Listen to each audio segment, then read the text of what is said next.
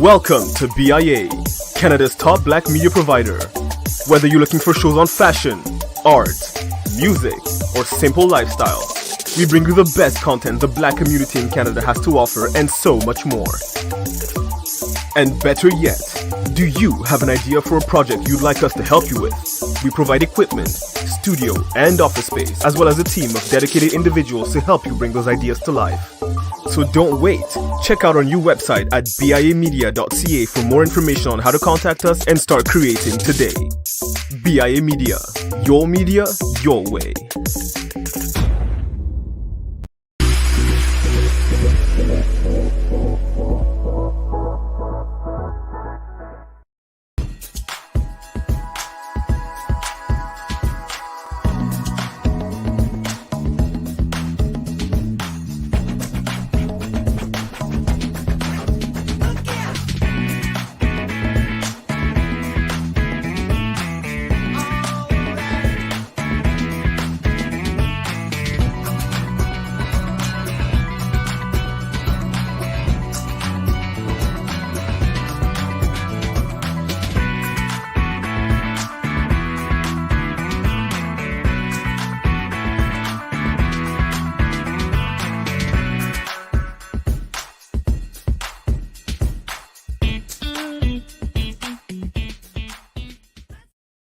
What is up, everybody? It's Dr. Vibe here, host and producer of the award-winning Dr. Vibe Show, the home of Epic Conversations, and I'm the host of Epic Conversations, 2020 Best Podcast News Award winner, 2018 Innovation Award winner given out by the Canadian Ethnic Media Association, and I host the only online conversation in the world for dads and fathers, that's dads and fathers, that is sponsored by Dove Men Care. It's also co-sponsored by Dad Central, Canada's national fatherhood organization.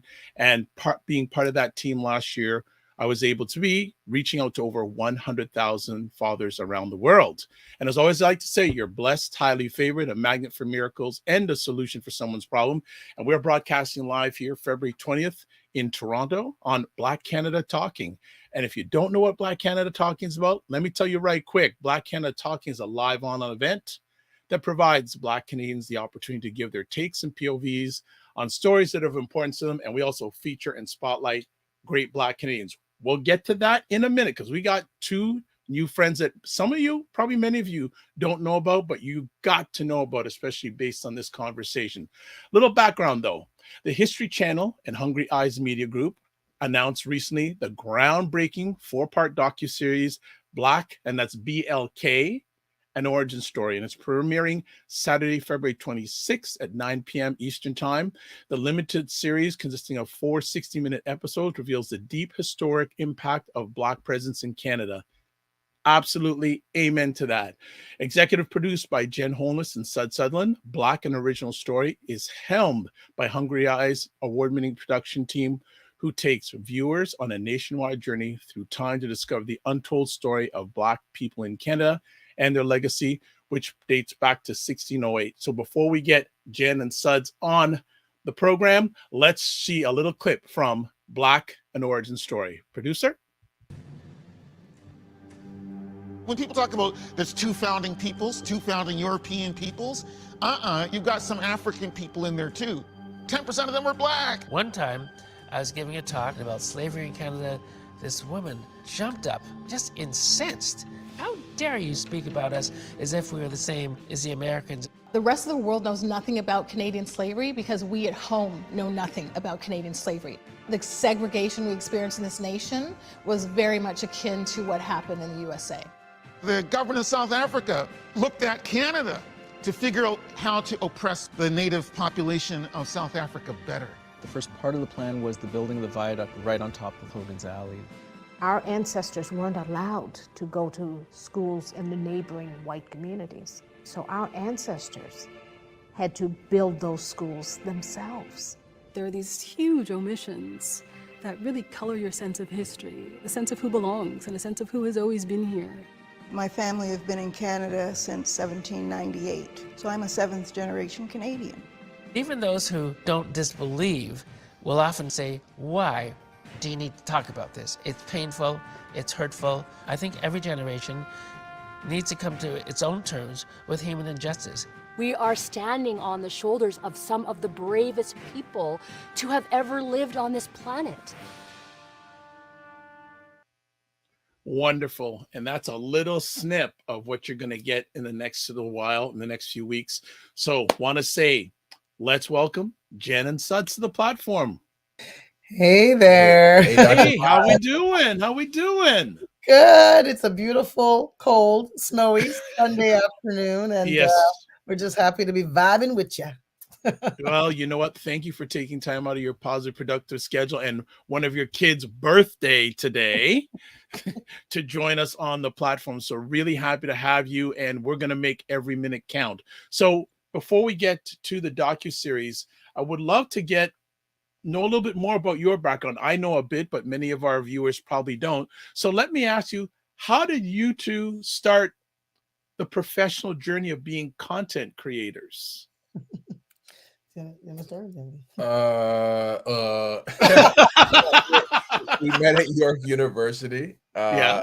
And Jen was doing a public policy administration degree. I was doing a film studies degree, film video production. Mhm. And then we met, and it's just started, it was a boy-girl thing at first.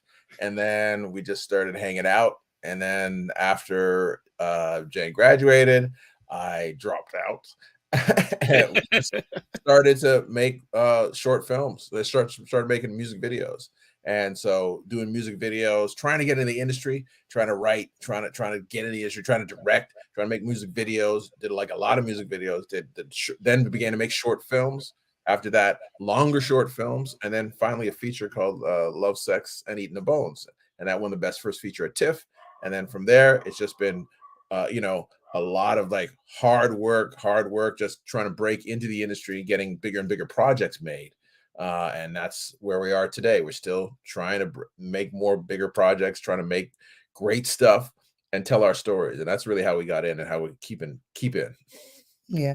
And one thing I want to add is that when we first started, there wasn't a lot of stories about people that looked like us. And so I think growing up in Canada, we always had this sense of a loss or a lack.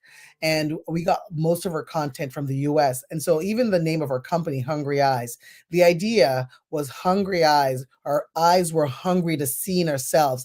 And so that's actually being a part of our philosophy. And then really besides that, we make feature films. We make TV dramas, we make documentaries, we make docu-series, and miniseries, and we've even dabbled into a little bit of digital media. And, I think that for us, we are some of the senior filmmakers out there, but like Sudz said, we want to TIFF. We are the first, I think, Black writers, that's certainly me, to win what is a Canadian Screen Award for writing in Canada. Sudz has won 3 or 4 Canadian Screen Awards for directing in Canada. And we have just been out here trying to do the most to get our stories told, not just in Canada, but internationally, to bring it to the international crowd, because there's a fundamental misunderstanding about what the Canadian experience is, particularly for Black folks. Top question. Do you remember the first project you worked on together? Yeah. Yeah, for sure. The first project was like a short film that we did. And that was, no. The first project was Selections. This is a music video for the Selections, which was a gospel group featuring. I remember them. Yes. Featuring Donald McLeod, who is now Judge Donald McLeod. And so, Justice Donald McLeod. Justice Donald McLeod. So Selections music video. It was a gospel group, and it was Selections music video. Yeah, absolutely. That was the first. That was the actual first project. That was the absolute first. Yeah. Wow. And, it was but it's crazy now, right? Yeah. Judge, what? Which is wonderful. Such a brilliant man, talented either way. Let me ask. We'll get into the docu-series in just a moment. What was the moment, if there was a moment that you said, you know what, this is something that we can take to the next level? Was there a moment or a few moments? Because in the early days, you're scrounging, you're grinding, etc. Was there a moment or a few moments that said, you know what, this is our passion project. It's not hard work, it's heart work. Okay. Oh, I think one of the moments was we had done a short film called My Father's Hands, and we had, we'd done the film, and it was doing the festival rounds, all that kind of stuff. And then we had an opportunity to go to to enter it into the HBO Short Film Awards. And so this was something that's like a worldwide competition. And so we sent it down. But the thing was, it was a $65 entrance fee. And this is like back in the day, $65 US. This is back in the day where we didn't have any money at all.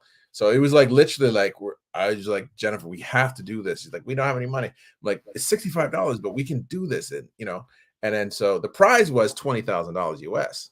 And so we were like, come on, like if we don't enter this, we'll never know if we could have won or whatever. So we do a money order and send a money order in. This is before wire and all that kind of. So it's a money order. We send them go to the bank and buy the money order, send it in for $65 US. And then a couple months later, we get a call saying, hey, you guys are one of the finalists for, there's 5 finalists. So yeah, we're inviting you down to Acapulco. And we're like, well, which one of us should go?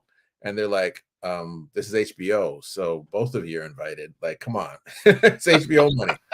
So we actually go down there, treated like royalty. It was one of the best experiences of our lives. Bond with the other, all the other competitors for the finalists, and the film quality are so high. They actually give everybody a prize, and so they give us the award. So we win, first and only non-Americans to ever win. And so we win, and they give us $20,000 and give each of the other finalists $5,000 because the quality of the film is so high, and they just love everybody. And that was the first time we thought, you know what, we can make a go of this. Jen, any other moments early in the days? Because I love when we as a people get to celebrate success. Yeah. You know what? I think for me, I was very skeptical because when we first started out, I remember there was a sense that there was just so few people doing this. And I know that we always got the feeling that people just didn't think we could do it.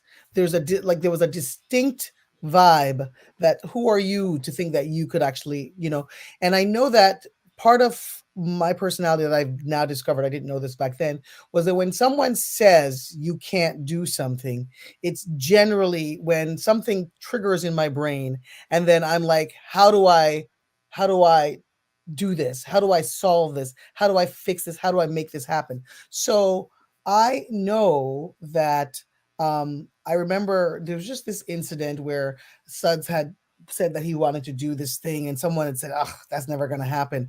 And I was just so mad.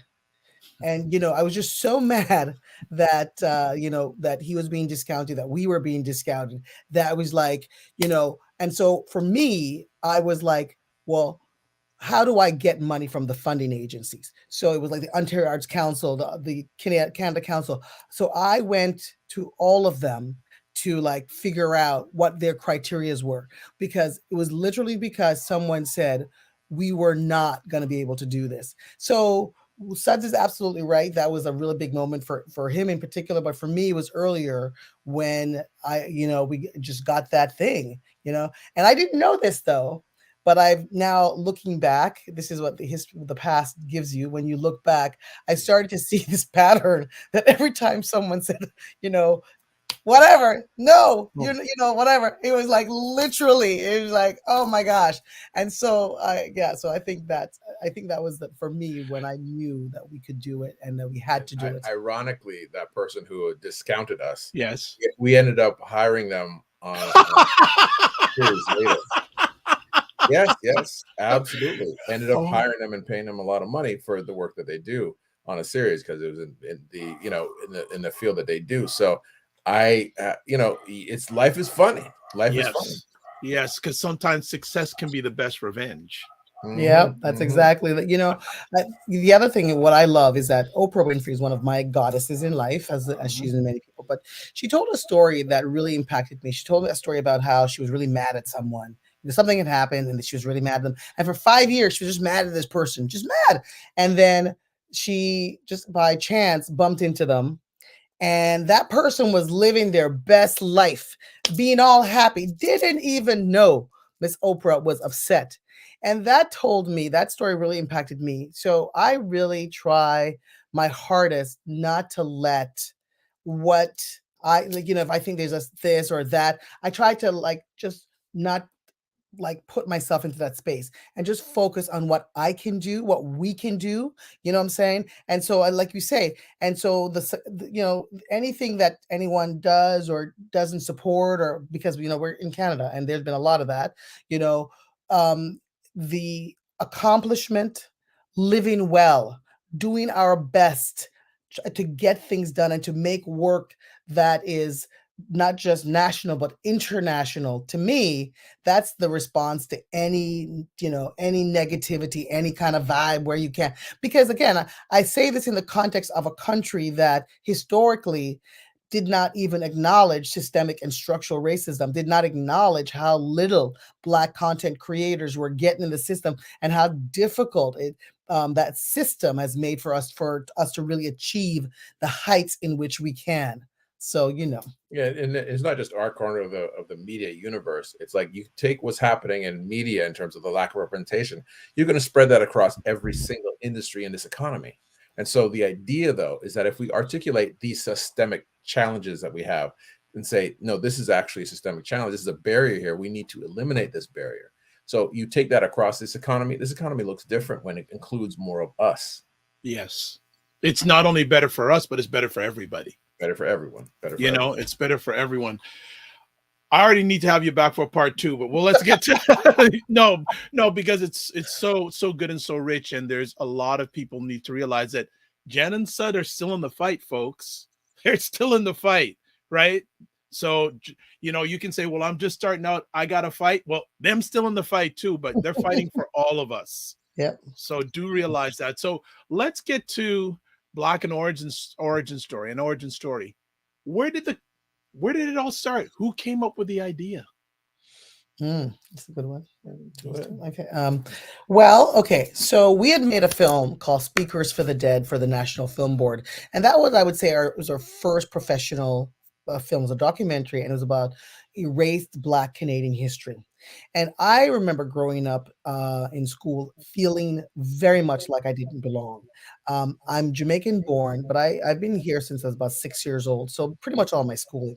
But there was no time in school and high school that I didn't feel like an outsider, an immigrant. And what was really interesting was that there was no Black Canadians to look to. There were no stories that were being told to me and taught to me about Black Canadians to say, well, maybe even though I'm an immigrant, Black folks have been here. So literally flash forward to where now I have our little company, and I'm reading the Share, as I'm want to do, Share newspaper. And there's a little story about this community, Priceville, and something about Black Cemetery. I'm like, what is this about? We call them, we find out this story, and out of that comes this documentary that is still being celebrated and used today. We were taken to Harvard, for example, to have a conversation about Black Canadian history based on that film.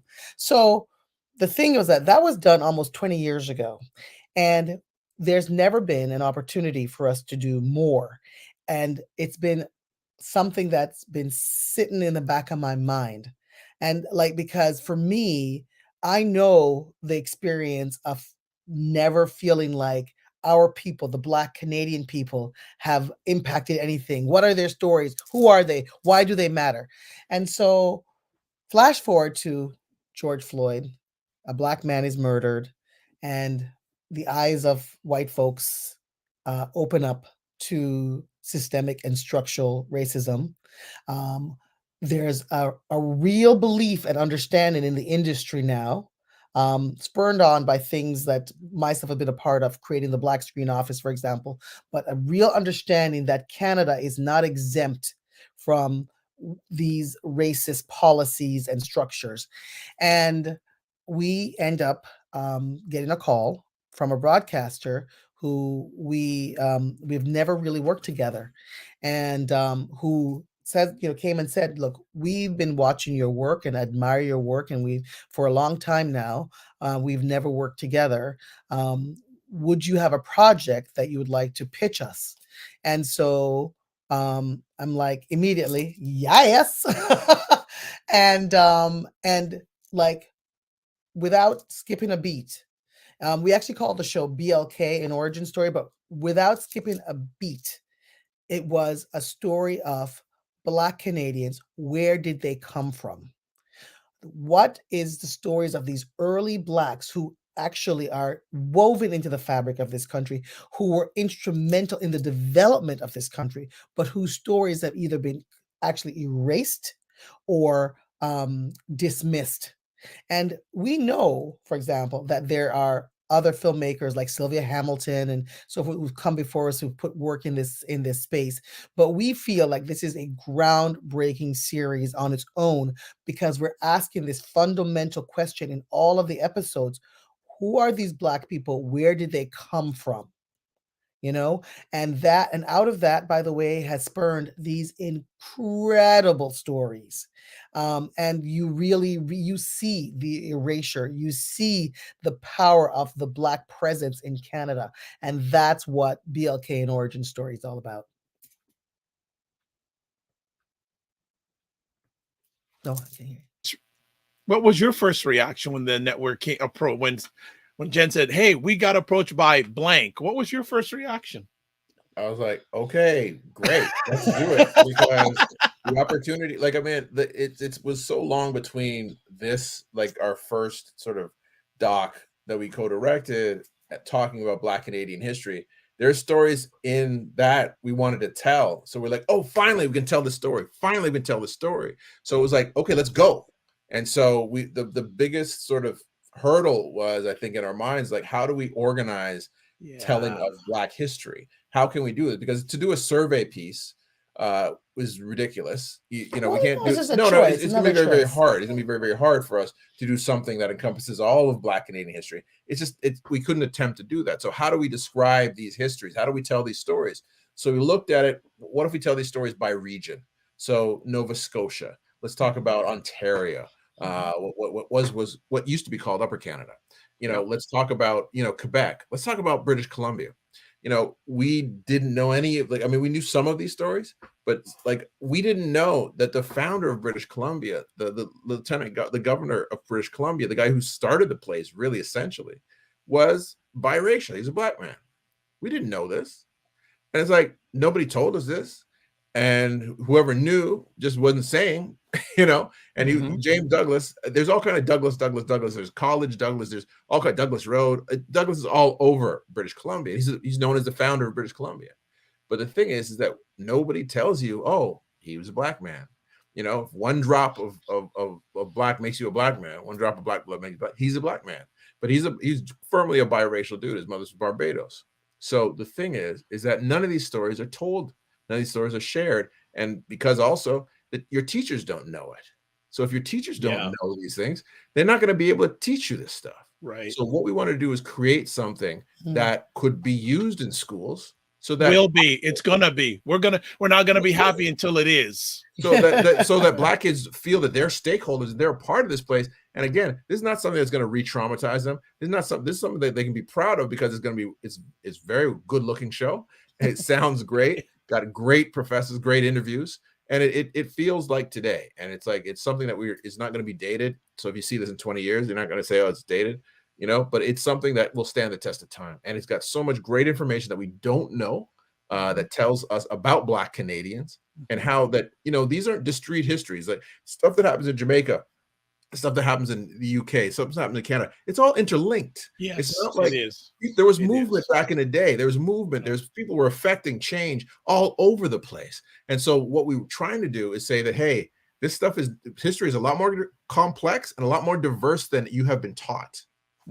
Absolutely. And I do want to say that we still had to pitch. We still have to come up with a concept. We still have to do all of them things. Of course. Thinking like, oh yeah, they just rolled up and then it's all done. No. We had to do the due diligence. But it was nice to just say, you know, pitch us something, give us something. Yeah. And, you know, and the thing how often does that happen? In my career, never. First time. You know, and it's happening a bit more now. But you know, like I think what people, in the industry, we're known a little bit. And I think people in this industry think because we've been around this long, that, we've gotten all these breaks and all this kind of stuff. Let me tell you, it is a testament that we're still standing, because there were so many moments where I felt almost completely broken, how do we do this when this is what people are saying, or this is what people are treating us, or what what is unfolding. But again, it is that thing where, somebody once told me, if you want to make a Canadian film, well, then, if you want money, you need to make a Canadian film. Now, I assumed my film was a Canadian film because I was writing it and Sudz was writing it and he was directing it and I was producing it, and many of the actors in it were Canadian. But what that meant when you say, if you want money, make a Canadian film, I think it meant, if you want money, make a white Canadian film, a film that didn't take you off the shores of Canada. And this is the thing that really hurts, because we are, our industry, we're pushed to be international. We're pushed to have sales international. We're pushed to be global. And in this situation, it was like, I'm assuming that because it was I'd say 98% Black cast, as well as team, I guess it wasn't Canadian. And that's pretty awful, and then and several other things went down that, like I said, by the end of it, I was completely demoralized. But here was the thing. I knew that they didn't think I could do it and we couldn't do it. And at the end, the person who said that to me actually came up and said, I watched the film and I'm really surprised it turned out this well. I didn't think this would work. I kid you not. No, it doesn't surprise me. I get that too, because I've been doing this for 10 years. So I still get it too. Right. So I hear what you're saying. I want to ask, and I want you to highlight process. So I'm very much a process person. Obviously, you two are also. How long was it from the time you got that first call to when you started shooting the project? That is a good question. It's a great question, because it was from November, and then we started shooting in June. July? Didn't we get the call in the summer? No, because we started researching in November. So maybe I'd say the call from the maybe June. Okay. So I'd say 11 months. We actually got what we had to do the pitch stuff. Yep. And so we got greenlit for development, I think, in November. So let's say it was July. I'd say July. We had to create stuff, pitch it, got greenlit for development in November, delivered everything. And by the time we started delivering in January, they knew they wanted to do it. Like they were like, this is really, really fantastic. At least that's what they were told us. And so I think in early March was when we finished development, started putting in and negotiating production deals in April till June, and then went into production early in July. But started prep. Started shooting in July. Started July prep 7th, in June. So less than a year. It's been crazy. It's been for us. I don't know. It's not usually this fast, but they wanted to air it this time. They wanted. That sounds really, really, really quick scheduling. Yeah, it's never happened in our career. Yeah, we've never done that fast. and we're, it's like we're in the edit room, in the mixing room now. So the final show, the first show airs next Saturday. Yeah. 26, 9 p.m. on History. And then the next week it goes on Global. So each show will air both first on History and then on Global the following week. Nice. Let's get to the actual filming. Like, how did you choose the individuals that you did?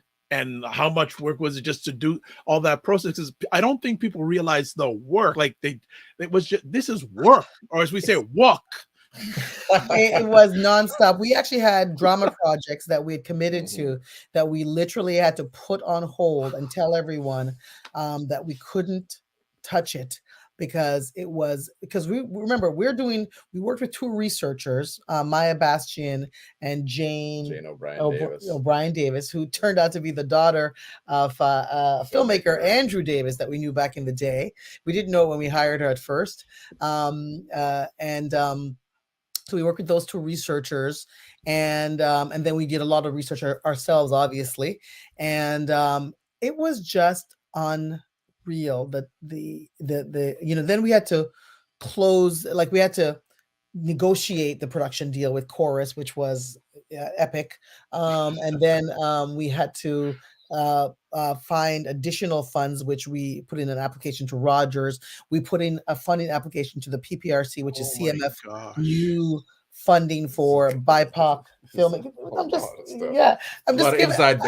giving them but people need to know because they're only going to see the end product.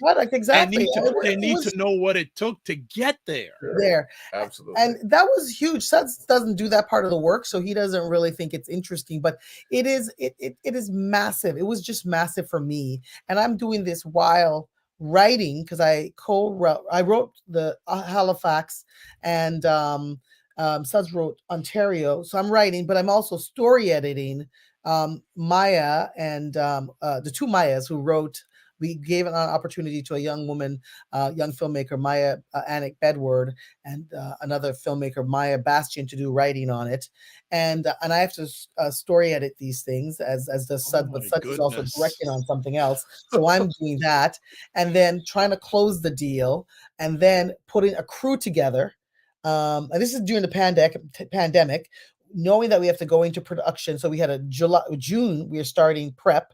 And then he and I decided we couldn't find a fourth director, because I did on Halifax, you did Ontario, and we decided to do Vancouver together.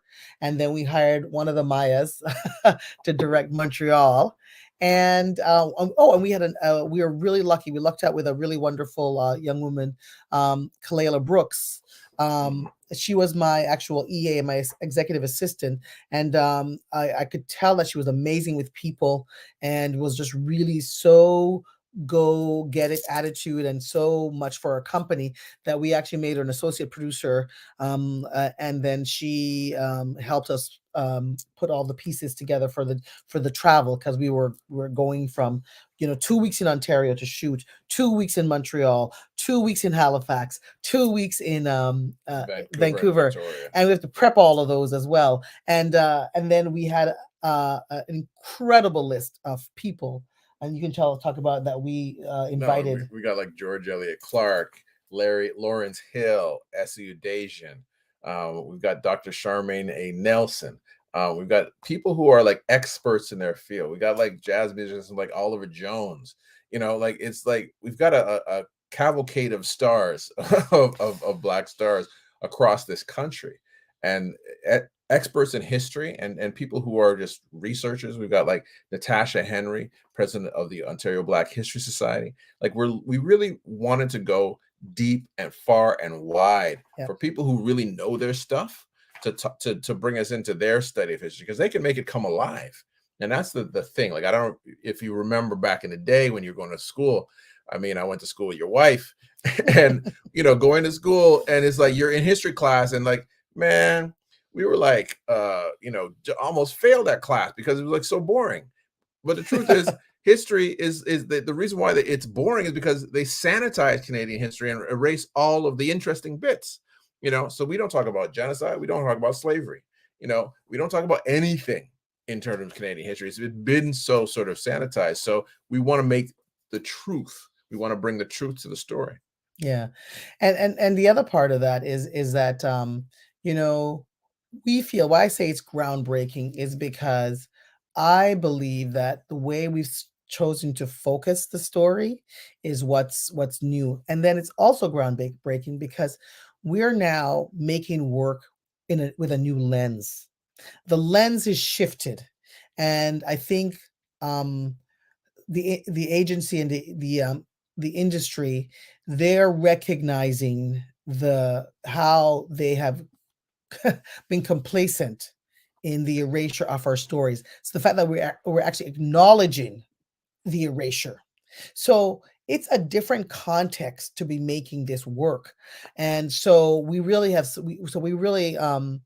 didn't sort of shy away from some of the tough things. There's gonna be some things that's gonna be surprising some people, and we wanted to do this, and we wanted to say no holds bar, but also tell the story beautifully, because Sudz is, like, one of the most celebrated directors in Canada, and so he was really instrumental working with our DOP Ricardo Diaz and our second Ashley Gill, two Black folk, we to have a look to the production that is unique. We're bringing we come to play, and so the show will look really fantastic, as well as just like a punch with the information. Absolutely. Well, I know the little I know about you, Jen, you don't play. So so I know that we're getting the best stuff from both you on this. Let me ask, during the journey, what was a challenging moment and how did you overcome it? Oh God. I know that probably there are a few, so you can pick one, whatever one you want. I'll be straight up. I'll be speaking truth here. Okay. The truth is that not everybody understand that the world is shifting. And so the fact that you have a Black woman and a Black man at the head of this project, not everybody used to that. So people are what we call traditional thinkers. Not being kind, by the way. Go on. There's got to be a white person here somewhere who's in charge of this, and just not ready to have somebody tell them what to do, right? And again, I work on big crews, doing shows like Superman, Lois, Flash, all kind of stuff. I work on big crews with like hundreds and hundreds of people. So that's not a new thing for us, either of us. But the thing is that some people are not ready for that. And so in terms of like, they're like, something is just not right here. And I can't put my finger on it, in their mind, because it's programming. Because the programming that they've had for the 30 or 40 or 50 years that they've been on this planet is that this white person should be at the head and this Black person should be below me. That's how that should roll. So we had some of those issues like that. And so I'll be straight up, because that happens. Yeah. That has happened throughout our careers. And this continues to happen, but we have to have like a moment and say, look, well, we're going to have to move on. Mm-hmm. You'll no longer be working with us. We're going to have to find a solution. Either you figure it out or you can leave, because nobody's forcing you to be here. So these are some of the issues that did come up, because again, like, we're dealing with a very diverse group of people, in terms of like the crews of the world, the crews of Canada. And so we had some of those issues. We had some crews that were incredible and just like a family and would love to work again. But we had some issues, man. I'm telling you straight up. I have a specific. Thank you for your honesty. Yeah, no. I have a specific situation that won't out anybody, but I think it's important. So like I said, our DOP is Black and has been in the industry for quite some time. And I think is just now getting his due in terms of the kind of work he's getting. And then the other camera person, or second camera, was a woman. And she has been doing commercials, but she really hadn't done a lot of documentaries. So it was kind of like taking a chance in the sense that it's not like she had this, this long reel of work to show us. And so the person that was supposed to hire them, we said we want to hire these two people. And that person dragged their feet for quite some time before hiring. And some of the other crew members that we wanted to hire, they did not tell our DOP, did not reach out to his people. And so we ended up having some other folks that we didn't really get along with, who ended up leaving the show. But here's the thing, or we mutually didn't want them working with us. But here's the thing. I was told by one of my staff members that person said, I just don't think it's fair to hire someone because they're Black. So it's not that we hired these two camera people because they're talented, which they are very talented, and you'll see with the show. Because we chose not to go with someone that she wanted, the only thoughts in her mind was that we were hiring these two people because they're Black. And here's the thing, before the recognition of systemic racism and structural racism in Canada, there was a huge push for gender equality.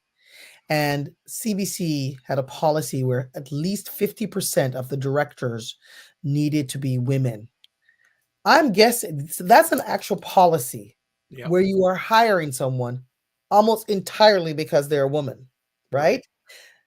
I didn't hear all of this stuff like, oh gee, we're just hiring them because they're women, and so it's this really double speak that it's okay if it's women because predominantly it's white women, but when it comes to people of color, we can't play by the same rules. We can't have any kind of quota, or we can't have any kind of numbers, because what happened with the CBC thing was 50% was the goal, 71% was the result. So directors like myself, I haven't worked at CBC since that policy happened. So and that's been like about 5 years now. I haven't worked at CBC for a long time. And the thing is that I saw the writing on the wall, and so I had to find other work. But there's a lot of like my fellow directors who were like very angry at that, white male directors, because of that readjustment, that structural adjustment. But the thing is that this person said, I don't think this person should be hired because they're Black. I don't think they should be hired because they're a woman. And like they didn't say to us, by the way. They didn't say to us. And the thing is that we hired this young woman because we looked at her reel and thought this person got talent. Yep. And this is going to be a great opportunity for her. 42 days on the road with us. She's going to hit the ground rolling. And afterwards, now she's like all over the world now. This woman is like global. And hopefully we'll be able to hire her again and she'll return our calls. You know what I mean? So, but the thing is that we've had to deal with mutiny and all that kind of other stuff all throughout our careers, and we're used to it. We know what that's about, right? We totally know what that's about. So we don't have this is nothing new for us. So we just say, okay, fine. Nobody, the door is right there, so you can go. And so, but the thing is that understand that as a Black executive, somebody who's hiring people of a diverse group, understanding that they may not be ready to respond to a Black person in the way that, hey, this is the boss and you are working for me. Yeah. And they may not be ready for that. They may think they're ready for it, but they're not ready for it. And so as a Black executive, you have to understand that, because when you're hiring, you have to understand and think, is this person going to be able to work for me in a long term? And when I'm displeased with something that they do and ask them to do it again, are they just going to throw out their hands and walk away and say it's too hard? You got too much standards. You got too much this, too much that. Because you know what I'm talking about. Oh yeah, absolutely. Absolutely. Big time. Yeah. Big time. Yeah. Let me ask, without giving too much away of the production, could each one of you share a special moment you've had during the journey? Oh, well, we were watching the opening just recently, and there is in the opening is footage of this group that we filmed in Vancouver, and I really loved shooting Vancouver, and our Vancouver crew, who were predominantly white, were amazing. We came with our own people, of course, but they were great, and we just had the best time. I just loved them, and but we interviewed this group in a round table, and this young lady was telling some of her stories. She's South African born and been in Vancouver for some time, and she talked about the loneliness, and then she just broke up. And I was so impacted by that. I literally jumped out of my seat and ran into and just gave her a hug. And then, and that, I think then the other ladies were all, so we all kind of like just surrounded her and just held her up, and it's a really special moment. And it wasn't something that was planned, and I just didn't even think about it. And then Sudz is like, "Oh my God, the director's in the shot." And no, I was saying that has to be in the film. That has to be the final film, because it was such an overwhelmingly positive moment, and a moment that demonstrated what the need for Black community is. Because if you've ever been to Vancouver, I It's have. like, yeah, you know, it's like the loneliest place in the world. Oh yeah.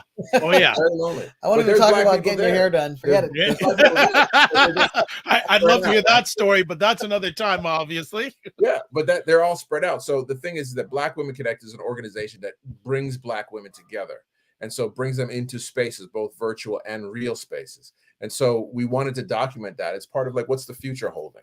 And so it was like it was a powerful, overwhelming moment.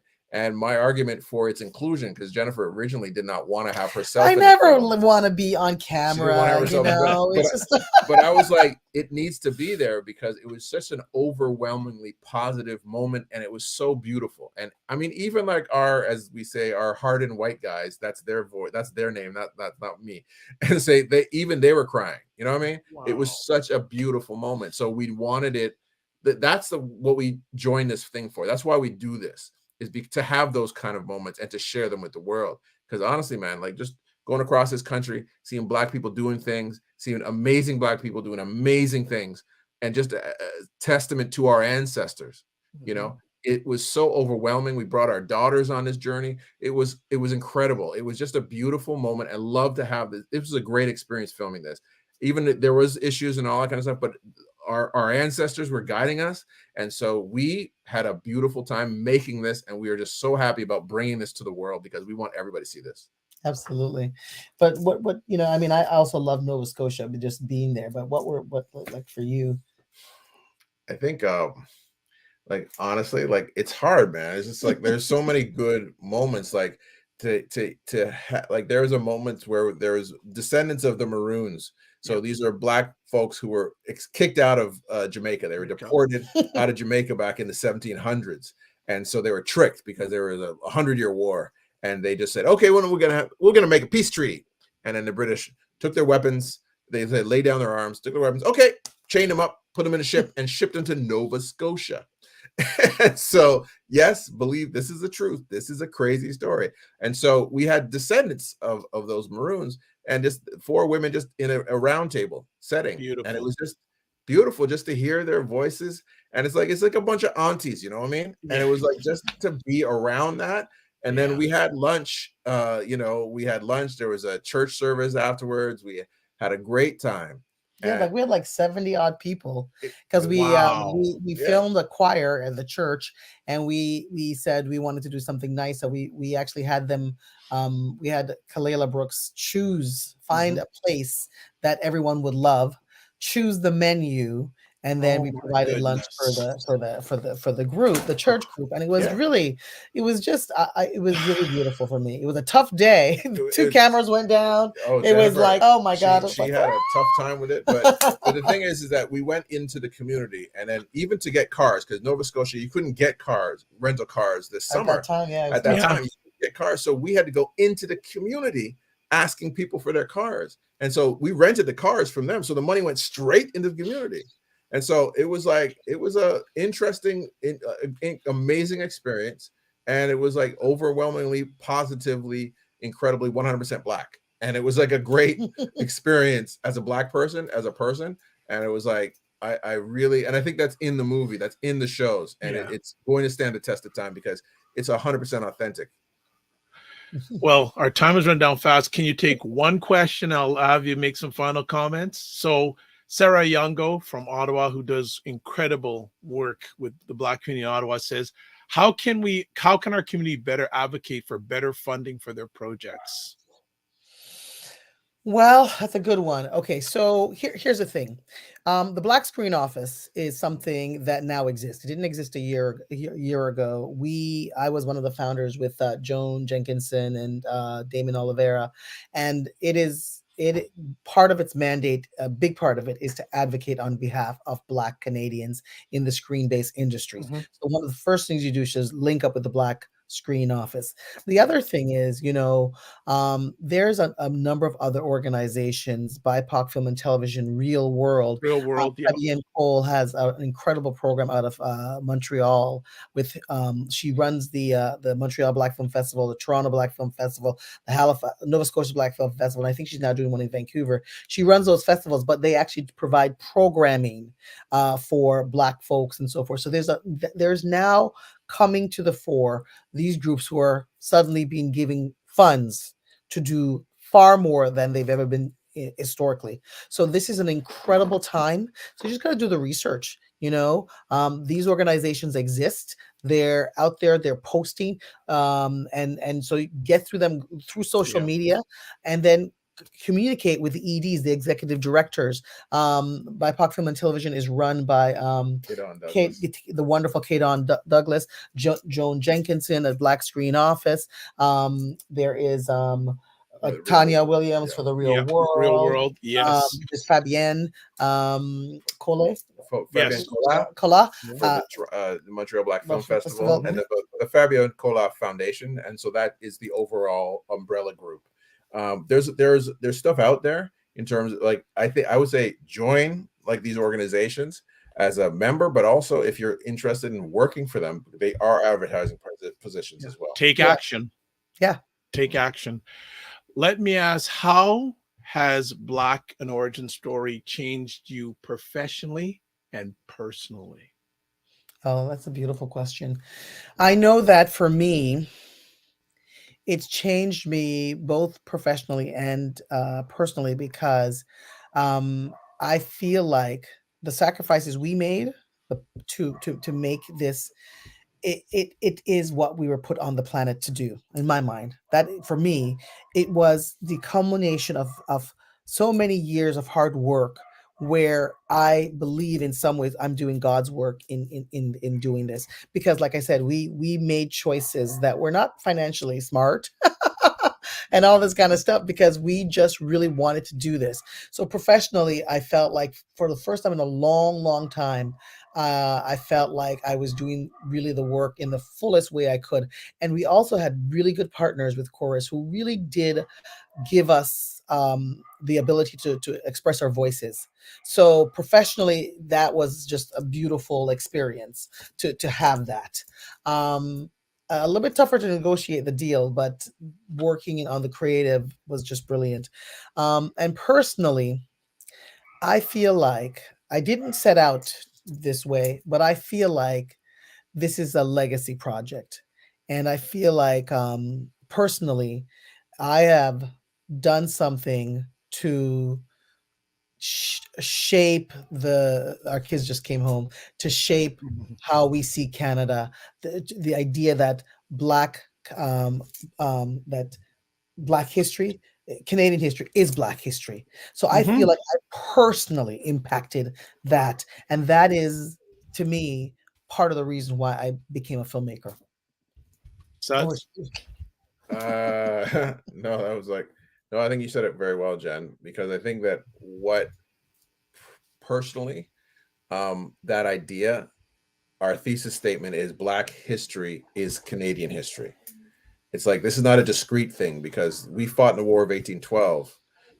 We fought in the Upper Canada Rebellion to protect freedom for Black people here, and all Canadians, and all Canadians. But it's like we had an existential threat here, because the idea that if we became an American Republic, blah blah blah, we would reinstitute slavery. So we have a deeper understanding of Canadian history through the work that we've done. And so it makes me feel more of being of a Canadian, but even in terms of a complicated, understanding that history is complex, because just as we had relationship with Indigenous folks, because if we went to their villages and became part of their nations, but they also owned us. Like, there were some people who also owned, slaves. So it's a very complex relationship. And again, history is a lot more complex and a lot more diverse than we ever thought it was. So that has really changed me in my understanding of history, because I'm looking at it deeper. Professionally, it's like, Jen said, do you want to do this? Because, I'm like, we won't be making as much money. I won't be able to pay you the way that you get paid otherwise. Yeah, I do, shows for like Superman and Lois and all these kind of big shows. And it's like, I'm not making that kind of money on this documentary. So I'm taking a financial hit. And I said, yeah, well, I think that I can take a financial hit. We have to do this project. We have to do this to the best of our ability. And if we don't, we'll always be looking at that and saying we just didn't do our best. And it's like, that's why I, gave up better part of a year to do this work. Wow. And so it was really important to do that work. And it's like, once you get off that train of like all that sort of money train coming in, you got to like, okay, you got to, make some sacrifices, but you got to think about what our ancestors sacrificed. You have to think about that. Because how many people who were talented and smart and brilliant didn't get a chance to go to school? We have Senator Wanda Bernard talking about how segregated schools. She went to segregated schools all her life until university. Until university, and then also the last segregated school in Nova Scotia closed its doors in 1983. So like, we're bringing these kind of facts to the table. The true Absolutely. history. Wow. Well, this has been amazing, and I'd like to say, first of all, someone asked for the Black Screen Office website. I put it in our comment section. If the producer can put up that's their website, Hungry Eyes Media. So you go. But also if you can put up the Black Screen Office, there's the website there. If you can put it up, that would be great. But I want to say, first of all, thank you for all you have done, all you are doing, and all you will be doing. When I say this, I truly mean that you have gone past the hard work. It's now the heart work. Absolutely. Yeah, no, that's thank you very much. Yeah. It's definitely hard work. And if the producer can just put on the bottom when this starts this Saturday, beautiful. Do you have actually one last conversation piece? What do you want the audience to take from it and action upon? Not just take from it, but action upon. It's like we've been here. We have been here. So anybody telling us that we are just latecomers to the story or what have you, we are stakeholders in this country, and we are a part of making it a better country. And so that's what I want people to take away from it. I can add one thing. Every episode, actually, there is a call to action in every episode to some extent. And when you watch it, you'll see. And so, for example, Nova Scotia, the Black people have been there for almost 400 years, 300 to 400 years. They're not considered a distinct society. Why not? They were they were foundational people in this country. Many of them came, for example, through the Book of Negroes in 1873. Sorry, in 1783, not even 1783, which means that they've been here for so long. Why are they not distinct people? Why do they not have the support of communities that are considered distinct societies here in Canada? So that's one of the things that we raise in that episode. But every episode raises a question around that. I think in some ways is a call to action, and when you see it, you'll know. Well, this is beautiful. And Sarah's saying wonderful conversation. Thanks, Dr. Vine. Well, thank them. I'm part of the audience too. And Ryan O'Neill Knight says we'll have to buy the History Channel for a few weeks. Absolutely. If there was any reason you want to put your money in the History Channel, this is it. Go to Hungry Eyes Media. Go to the History Channel to get more information. Jen and Sudz, really thank you from the bottom of my heart, and everyone who's watching this live in the replay. Thank you, and don't quit. We're here for you. So thank you so much, and celebrate the birthday. Yes, you heard them. You heard them. I heard them. That's why I said, okay. Came back from getting the nails done. Yeah, that was my ending part. Okay, I heard the noise. Okay, cut. Thank you so much. Take care, and look forward to seeing you soon. All right, absolutely. All right, yes. Dr. Vibe, all right. thanks for the Take interview. care. Thanks. Wonderful interview. Great questions. Thank you so much. It's Dr. Vibe here, host and producer of the award-winning Dr. Vibe show, the home of Epic Conversations. And I'm the host of Epic Conversations, 2020 Best Podcast News Award winner, 2018 Innovation Award winner given out by the Canadian Ethnic Media Association. And I also host the only online conversation in the world for dads and fathers. It's sponsored by Dove Men Care and also sponsored by Dad Central, Canada's national fatherhood organization. I'd like to thank everyone who watched this live. We're going to watch on the replay. Shout out to Carrie Mullins. Wow. Long time. Ryan, Sarah, and other people. William, thank you so much. Jerry, thank you so much. If I didn't get your name, it's my head, not my heart. This is why we close out every conversation we do, because every conversation we do is an epic conversation. This is what we say. Live your life as a dream. If you can dream it, you can make it. Sometimes you have to get small to get stronger. block assumptions, then aim bigger, aim better, aim higher, aim wider. And 3 last things. Thanks to BIA Media for a great production today. And then I was going to say this, and I'll say this, very, very important. Don't manage your time.